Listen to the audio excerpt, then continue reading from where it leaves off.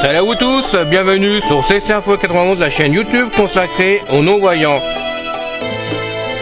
Présenté par Alain Leclerc, avec Pascal Cusson. Musique de notre ami José Licenciato, qui nous l'offre gratuitement la musique, merci à lui.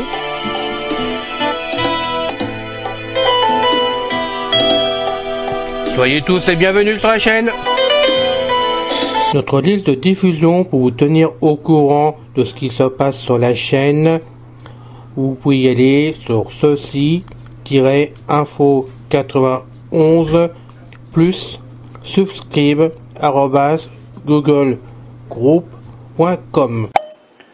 Mes très chers amis, bien le bonjour. C'est encore une fois Pascal Cusson parmi vous pour la chaîne Ceci Info 91, chaîne destinée aux mâles et aux non-voyants, fondée par notre ami Alain Leclerc, chaîne destinée à vous informer sur une foule de sujets variés. Encore une fois, Alain et moi, nous demandons votre aide afin que, si cela ne vous dérange pas trop, cela prendra que quelques minutes de votre temps, peut-être une ou deux fois par semaine. Nous aimerions que vous publiez le lien de la page principale de la chaîne Ceci Info 91 YouTube sur vos murs de réseaux sociaux et ainsi aussi dans vos emails, d'en parler à vos amis. C'est tout ce que nous vous demandons. Merci d'avance.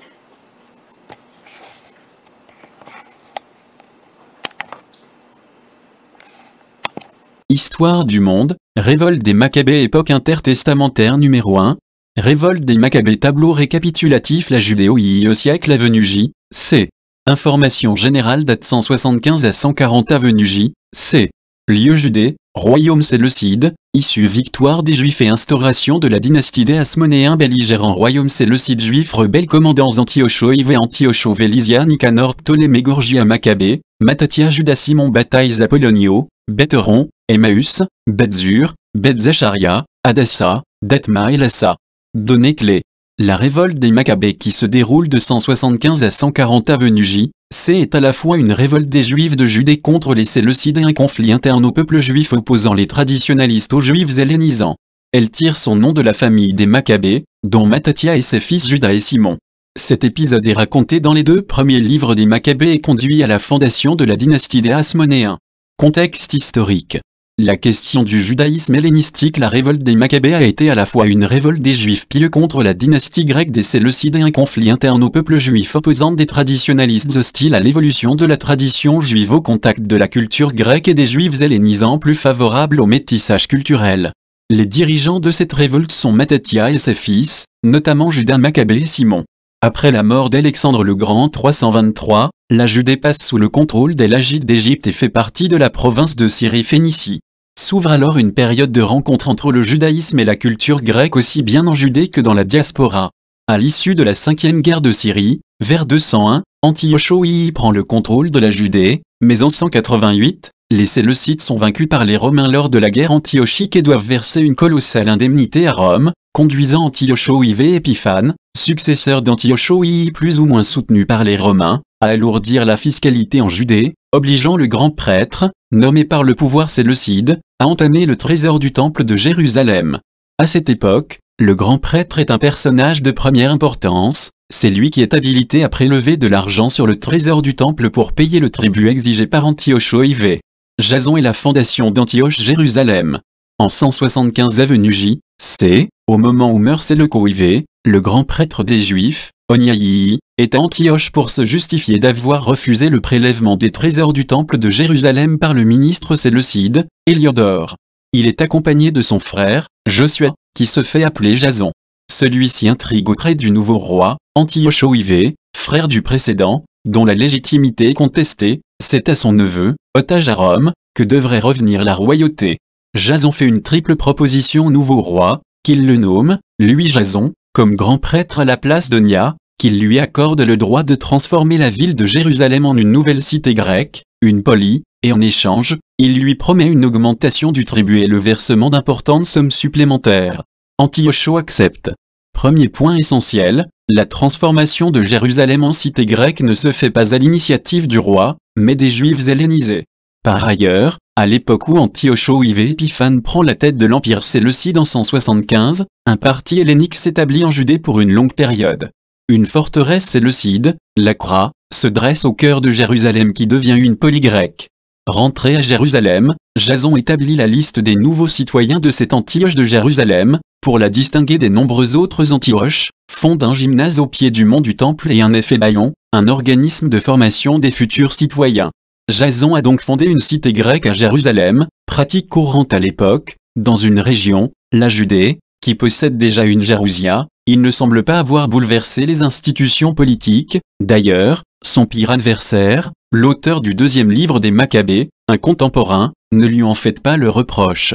En outre, beaucoup de Juifs aisés souscrivent à ce qui leur apparaît comme une utile modernisation de la société juive. Les prêtres se précipitent au gymnase dès que retentit le gong annonçant le début de la distribution d'huile hellénisant enthousiaste. Jason envoie des athlètes au jeu en l'honneur de l'Héraclète tyrien Melcar.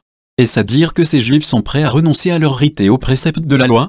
L'auteur de 2 Maccabées est obligé de convenir que non, lorsqu'ils partent assister à Tyr au concours gymnique en l'honneur d'Héraclès. Invités comme tous les habitants des cités grecques de la région, les Antiochiens de Jérusalem dépensent les sommes d'argent à acheter des équipements pour des trières, non à sacrifier aux idoles. Le contraire aurait étonné, qui imaginerait que le grand prêtre juif cherche à abolir la religion qui est le fondement de son pouvoir? Pour plusieurs historiens, il est clair que Jason, poussé par une partie des élites hellénisées de Judée, cherche à gommer les différences entre les Juifs et leurs voisins, à les faire entrer en quelque sorte dans le monde moderne, qui est largement hellénisé. La réforme de Jason a d'ailleurs rencontré un réel succès, confirmé par les 2 livres des Maccabées. Mais cela ne signifie pas que Jason est prêt à renoncer aux préceptes essentiels de sa religion. La réforme de Jason ne va cependant pas sans problème. D'abord, il a obtenu son poste par l'intrigue et en promettant de l'argent, c'est le peuple qui paie. De plus, aux yeux des Juifs traditionnels, ceux qui sont étrangers aux modes nouvelles, il est difficile de comprendre comment on peut rester juif en adoptant des mœurs aussi étrangères à la tradition que la nudité du gymnase. D'autant que les Juifs qui fréquentent le gymnase en viennent soit à masquer leur circoncision, ils se firent faire des prépuces, soit à y renoncer pour leurs enfants mâles, violant alors la loi de la Torah. Jason a joué un rôle majeur dans cette évolution en se voulant l'artisan d'une réforme qui effacerait le particularisme juif sans abolir le judaïsme. Du pontificat de Ménéla à l'édit de persécution, 172 à 167. À côté des tensions créées au sein de la population juive entre les partisans d'une hellénisation forcée et les traditionalistes, la révolte des Maccabées s'inscrit sur un fond de corruption et de crise politique créée autour du poste de grand prêtre. En achetant sa charge, Jason a ouvert la porte à la concurrence. De fait, en 172 avenue J.C., un de ses parents, Ménéla, dont le nom dit assez l'hellénisme, issu d'une famille sacerdotale apparentée au grand prêtre, intrigue à son tour auprès d'Antiochos. Il est nommé grand prêtre à la place de Jason en 172 et fait assassiner Oniaï, alors réfugié à Antioche. Son frère Lysimaque prend au temple de Jérusalem des vaisseaux sacrés, provoquant en 170 des émeutes et la mort du voleur tombé entre les mains des émeutiers. Ménéla est arrêté et traduit en justice devant Antiochos, mais ce dernier parvient à le faire libérer en donnant de l'argent. Jason revient comme grand prêtre à la place de Ménéla en 168. Antiochos est outré par le fait que son poulain Ménéla ait été renvoyé. Il fait mettre le temple à sac et remet en place Ménéla. Ce retour de Jason intervient après plusieurs années de guerre entre les factions juives de Ménéla et de Jason, toutes 2 hellénisantes, mais celle de Ménéla est certainement plus radicale et plus prompte à renoncer aux traditions juives. S'ouvre alors une période de guerre civile entre les 2 factions hellénisantes. Le peuple, impuissant, assiste à cette guerre civile dont il paie la facture. La pression fiscale au profit du roi, entre 175 et 169 a été si forte qu'elle doit être prise en compte dans le soulèvement populaire sur le point d'éclater. Certains fuient au désert, d'autres s'agitent. On passe de l'indignation muette à un début de révolte à laquelle Ménéla est incapable de faire face. Il fait appel aux troupes royales, tandis que Jason, vaincu, se réfugie d'abord chez le roi des Nabatéens à Pétra, puis à Sparte. Les troupes séleucides, deuxième fait capital, interviennent donc d'abord pour mettre fin à des troubles entre juifs. En 170 à 169, Antiochos IV, qui ne s'est guère soucié de l'affaire, sauf pour nommer le grand prêtre et empocher le plus d'argent possible. Il a une lourde dette de guerre envers les Romains et compte lancer de nouvelles expéditions contre l'Égypte et en Iran, commence à s'inquiéter. Pourquoi les Juifs s'agitent-ils? Il doit faire campagne contre l'Égypte au printemps 169, et il ne convient pas de laisser sur ses arrières un foyer de rébellion susceptible de le couper de ses bases syriennes.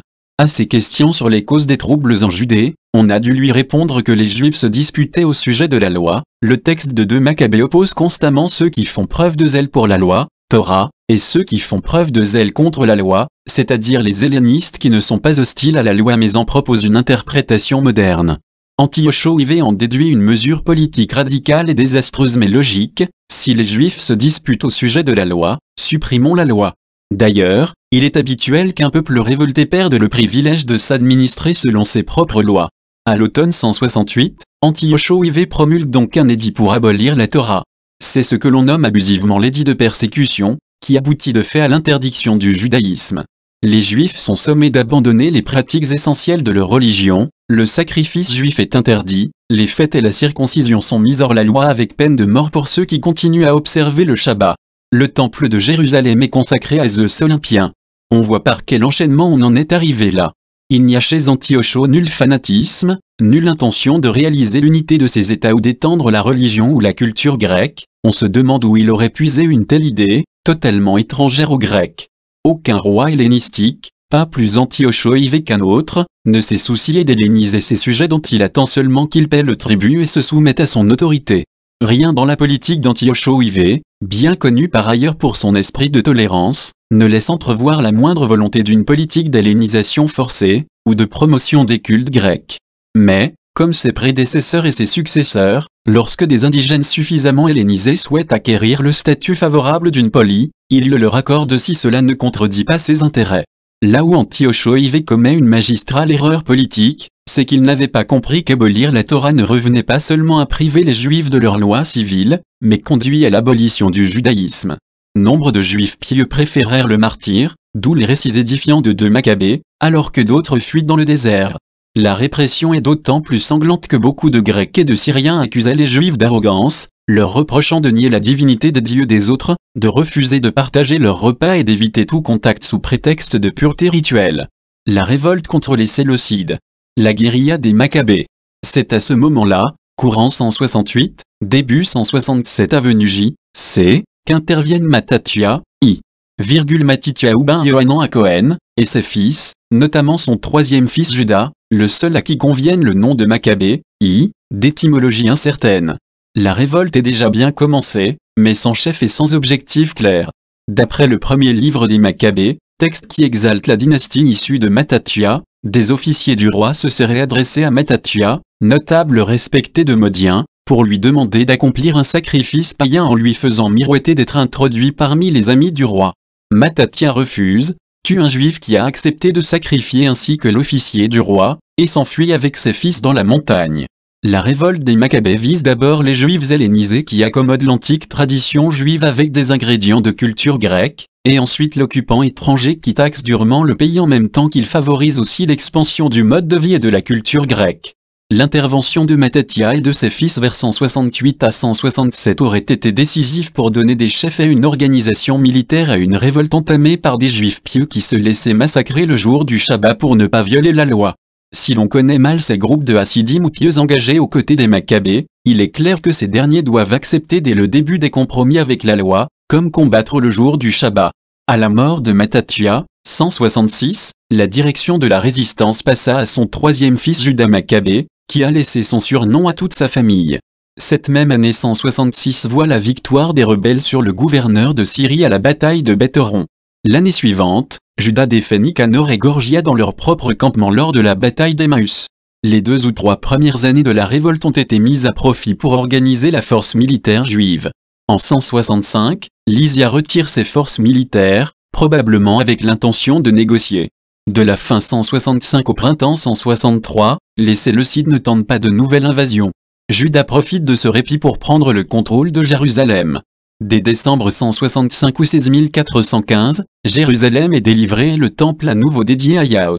Après la mort d'Antioche IV en Perside à l'automne 164, et l'avènement d'un roi mineur, Antioche V, des négociations s'ouvrent, non seulement les deux principaux ministres du roi défunt s'affrontent, mais une mission sénatoriale romaine de passage dans la région a fait savoir qu'elle apportait son plein soutien aux Juifs, de manière à affaiblir un peu plus les Séleucides. En 164, la fête juive de la dédicace, Hanouka, est célébrée pour la première fois dans le temple rendu au seul culte juif. Dès le printemps 163, l'édit de persécution est rapporté. Juda obtient du régent syrien Lysia la liberté de culte pour les Juifs. La guerre se poursuit néanmoins dans la confusion, probablement parce que les communautés juives dispersées aux abords de la Judée se sentent menacées. On connaît ainsi des expéditions de Juda et de ses frères en Syrie du Sud, en Transjordanie, en Idumée, Négef, pour secourir des Juifs persécutés. D'autre part, les troupes séleucides n'ont pas été vaincues, elles continuent à occuper la citadelle de Jérusalem, l'Akra, jusqu'en 141, protégeant par sa seule présence les Juifs hellénisants. En fait, il s'agit d'une guerre impossible, les Juifs révoltés mènent une guérilla contre laquelle les troupes régulières séleucides sont désarmées, alors que les Juifs sont incapables de battre les Séleucides en race campagne. Vers la victoire des Maccabées. La mort d'Antioche IV et l'accalmie de 164 avenue J, C n'entraînent pas la fin des combats.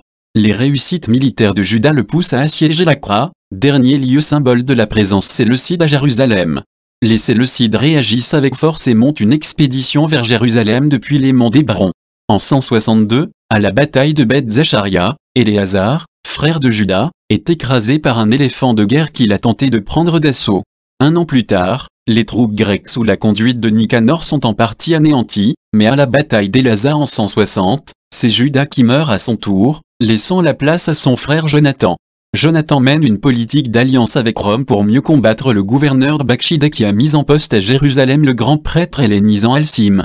De 160 à 158, ce sont les hellénisants qui tiennent le haut du pavé à Jérusalem alors que leur protecteur Bakshida construit des fortifications notamment à Bethel, Beth-Horon et Emmaüs.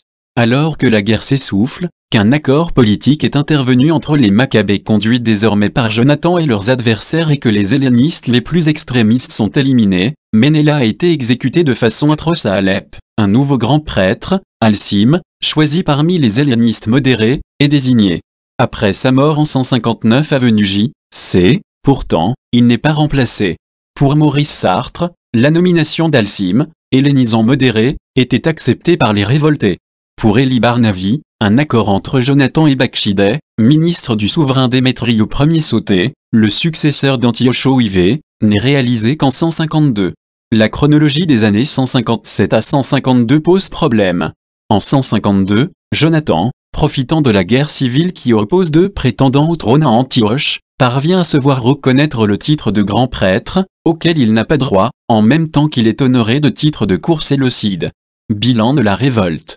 Démétrio Ier meurt en 150 avenue J, C. Démétrio II lui succède. Mais l'un de ses rivaux, Diodote Tryphon, fait prisonnier Jonathan et le met à mort. Simon Maccabée, deuxième fils de Mattathia, succède à son frère cadet. D'après Élie Barnavi, Démétrio II reconnaît l'indépendance de l'État hasmonéen, non donné à la dynastie issue des Maccabées, mais d'après Maurice Sartre, aucun séleucide ne reconnaît l'indépendance juive. Des tentatives sont d'ailleurs lancées en 131 à 130, avec succès, puis en 87, sans succès, pour récupérer la Judée.